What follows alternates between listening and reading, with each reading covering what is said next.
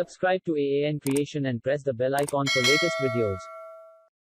Welcome again friends. If you have been using Microsoft Edge regularly, you might have missed one feature.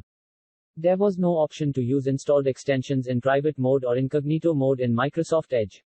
However, if you have installed Windows 10 v1803, you will find that you can enable browser extensions in private mode in Edge without using any registry trick.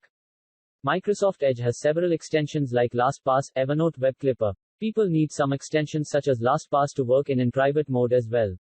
For example, you want to enter a saved password, but you are browsing in private mode in Microsoft Edge. At such times, you need to open the LastPass vault and copy the username and password. In this guide, you'll learn the steps to enable extensions in private browsing mode in Microsoft Edge Chromium. Use these steps to enable. First, open Microsoft Edge Chromium, and right-click the extension. Next, select the Manage Extension option. And you should find an option called Allow for in-private browsing. You need to select the corresponding checkbox. That's all. Now you will find that extension in the in-private browser window as well.